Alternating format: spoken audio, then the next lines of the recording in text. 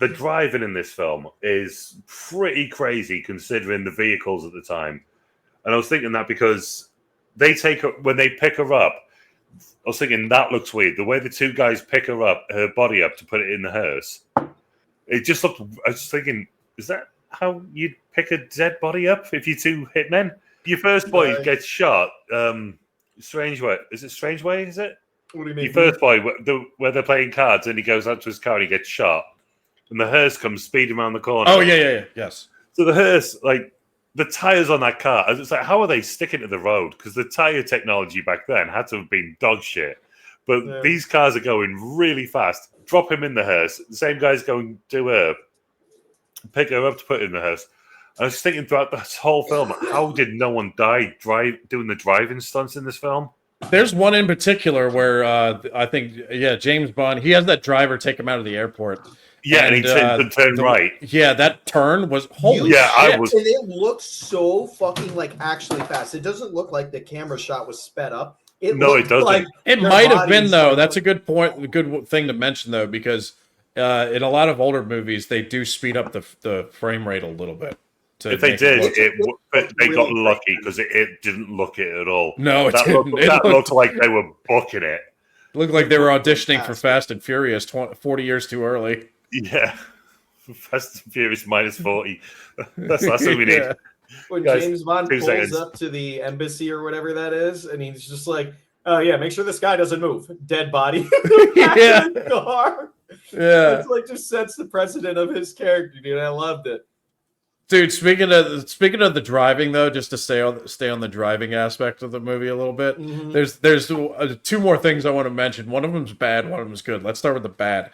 And I hate it when movies do this, especially older movies. Is it the but cars when you have up? you have a zoom in of James Bond driving, and you can tell that he's just in front of a giant screen, and his hands are not doing what the car on the screen is doing, and it just looks so bad. It's classic, though. But they didn't just do it. It wasn't like one quick shot. Like they would sit on the shot of him driving, and he's moving the steering wheel to the left, and the fucking the screen is going to the right. It's just awful.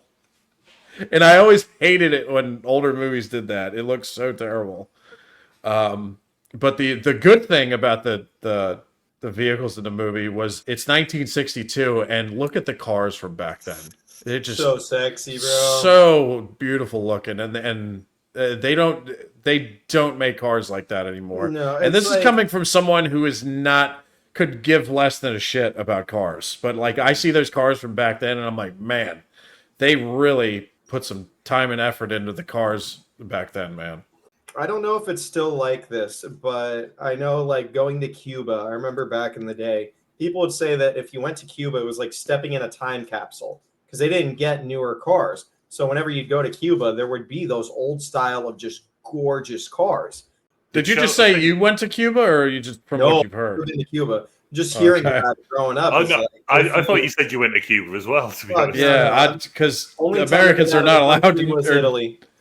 Yeah, at least for a long time, Americans were not allowed in Cuba. No, but going there is like going in a time capsule because all of the cars are just so fucking old. I feel like that would be so neat. But sticking on the cars a little bit more, guys. I mean, the James Bond car. I feel like whatever James Bond drives in his movies. Once again, just speaking from Daniel Craig, but it seems like the cars are such a big, they're implemented so heavily in the films on what James Bond drives, whether it be an Aston Martin, whatever it is. BMW. Yeah, does that follow suit with the older James Bond movies too? Well, not this one. Because obviously it was the first film. I don't know. I can only speak to the modern ones because that's when marketing really picked up, and it would just be marketed very heavily that this is the James Bond car. Yeah. So I think in Casino Royale, first Daniel Craig one, it was I think it was a BMW, if memory serves. The one where you had the gizmo in the car with the medical kit. Yeah, and then it ends up. No, that was an Aston Martin. Wasn't Aston Martin? Yeah, I'll tell you what. Pierce Brosnan, most of his movies were BMWs. The blue one, I remember the blue one. I knew there was a BMW in there somewhere, but yeah, I remember being really heavily they just get heavily promoted, because it's just free advertisement.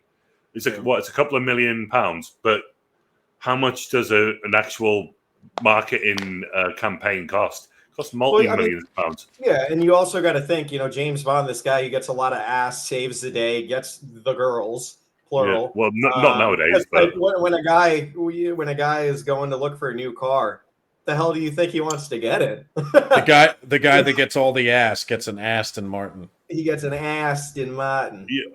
you get an Aston Martin, what DBZ I think it's called. Aston Martins are gorgeous. I've never seen one in real life, but one of my bosses just got a new one, and it is one of the sexiest cars I've ever seen in my life, dude. I'm like, they're gorgeous cars. It's like that Rolls Royce, like. How the fuck is a Yank seen an Aston Martin and I haven't? That is nuts.